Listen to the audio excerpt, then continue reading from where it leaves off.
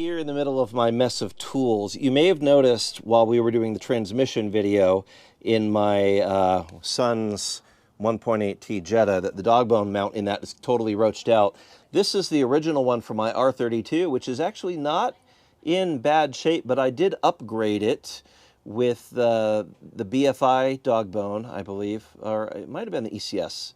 I don't remember. I know I did the BFI transmission mount and motor mount, but this is the original R32 Dogbone mount. We are going to go ahead and upgrade it with the profane inserts, and we will put that in that because it needs it desperately.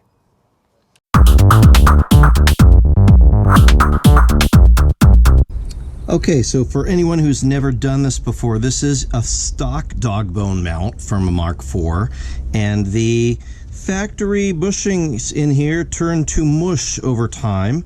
This one's not the worst one I've ever seen. Actually, this is the original one that I took off of my Mk4 R32 when I upgraded it to, I believe I used an ECS tuning Dogbone mount in mine that has the inserts in both positions here.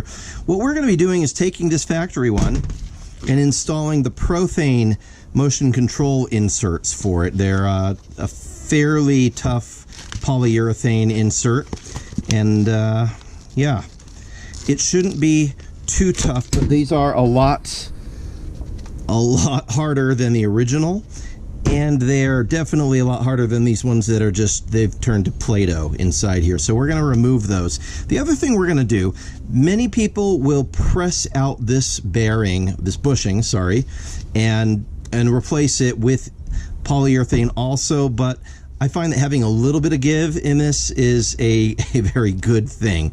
And so I want this to absorb most of the movement and this to have a little bit of movement. So all we're going to do on this one is we are going to fill the voids in it with RTV silicone, and that will be that for that. Also clean up the little bit of this surface rust that is showing up here and there. So we'll treat it, we'll clean it, we'll insert stuff, but this should be pretty easy. So it is let's see, a 16 millimeter to remove. I'm gonna go hit this real quick with an impact to loosen it, and then we'll continue on. If you don't have an impact, a vice grip, or not a vice grip, an actual vice, hold this in place, and then you should be able to crack it loose. So I do have a vice, actually. Thank you to my dear recently departed friend Michael Dopp for giving me this piece of kit to be able to work with in my garage. So I'm putting it to good use in your memory, my friend.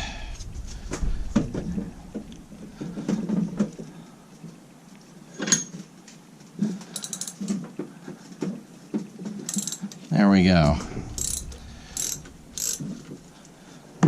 Started that sucker loose. And now we should be able to just...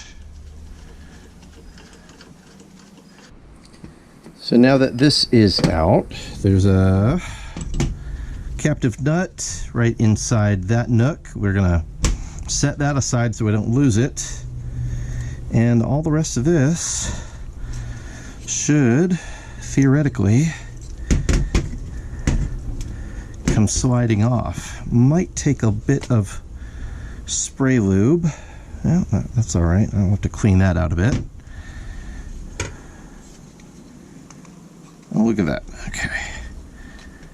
Okay. Now keep track of the orientation of this. So this is yeah, pretty worn out. See how much of a difference there is in how much material is left. That used to look like this. I'm going to clean that up a little bit. I don't need a whole lot of cleaning, but I don't want squeaks, so I'll clean it and grease it, and then I'll pop that onto there. And then on the other end here, I haven't even finished opening the new piece. Here's going to be what this is going to pop out. So there we go. For comparison's sake, This is essentially, it's got a big void in the middle of it, so it can flex quite a bit. This obviously does not when you compare the two. So yeah, it's going to be a big difference. So we'll clean that out a little bit, put some grease in it so that we don't have bad noises as this is in there, and go from there.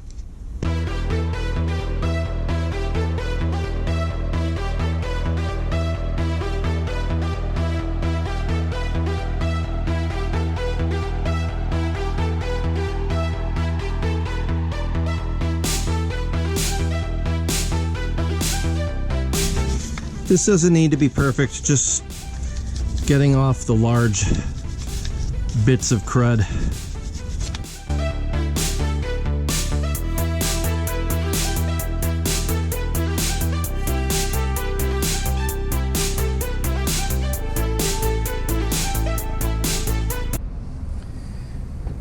Okay, now we're gonna just add some red grease here.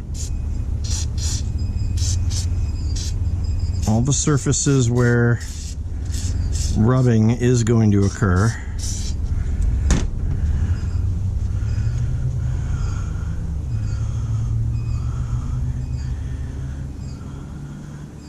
And that will help with squeaking.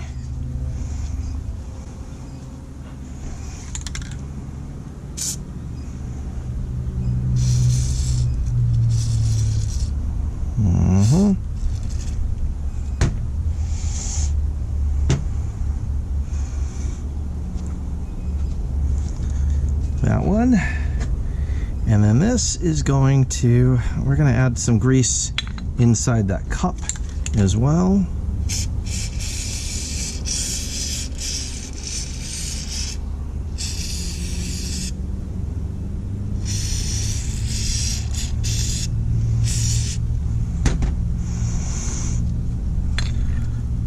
There we go. Cup full of grease on this end.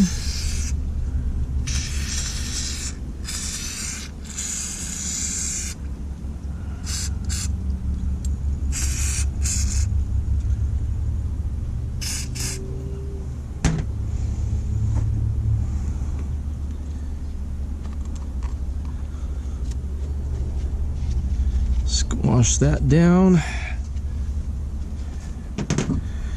and we're going to want grease here as well.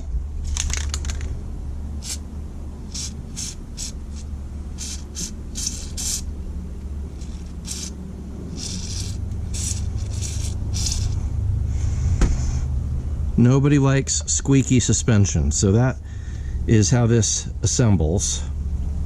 And then of course, we're going to put a little bit of thread lock. I'm going to use blue thread lock on the end of this, and then it needs to go all the way through.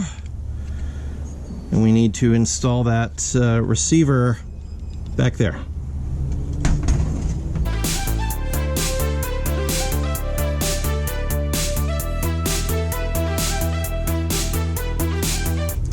And this is going to be the tricky bit, because I'll probably have to use the vise to squeeze this enough that it will go back into the little receiver nut on the very end, because it is tough and it is not going to want to sit all the way probably. Okay, yeah, I do have just barely enough buy-in. It should be able to thread in. All right, so yeah, let's see what we can do here. Short end in first.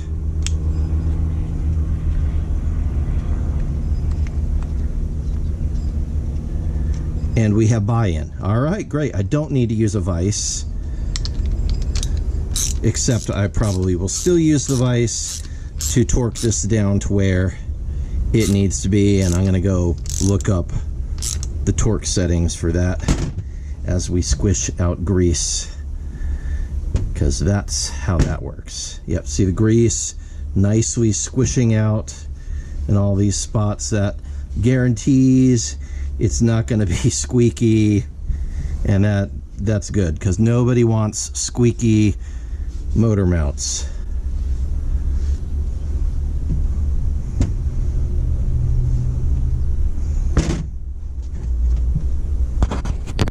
Okay, and as promised, I'm gonna clean up this bit. Just get this surface rust off of here. I'm gonna treat it with some rust transformer as well before we put it back in the car. I'll probably paint it as well, just to make sure that we don't have any significant rust happening here.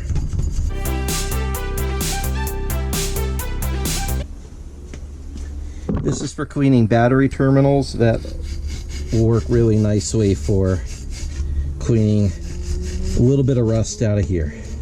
Yeah, that does it.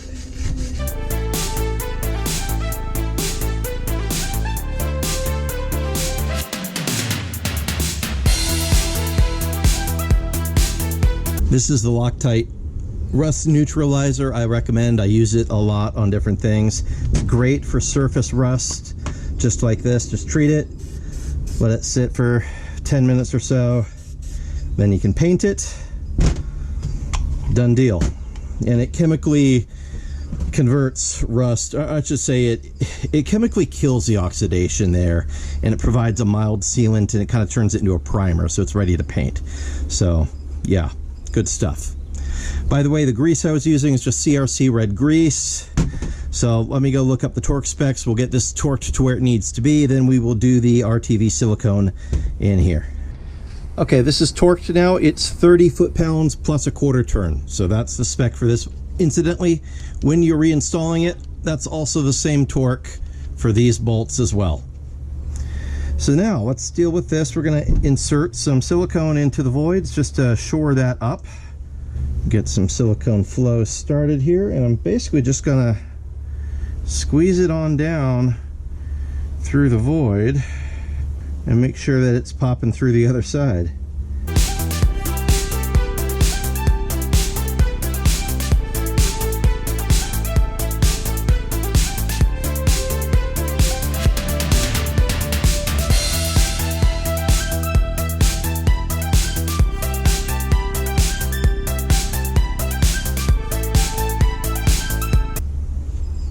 Now we let that sit and cure for 24 hours and it'll be ready to install. And that is pretty much that for installing the polyurethane bushings into the Dogbone mount. Now installing it in the Mark IV is a different story. We will get into that another time when we're working on the, I think we're going to put this on the silver Mark IV Jetta, because that's actually being driven right now. And then I will take the old one off of it. We'll do the same thing and install an upgraded Dogbone in the black Mark IV Jetta.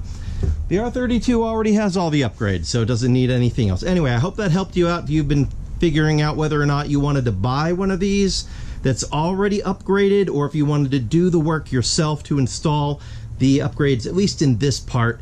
It's very doable at home. So hope it helped you out. God bless. Hit like and subscribe, and I will see you sometime soon. God bless. Bye-bye.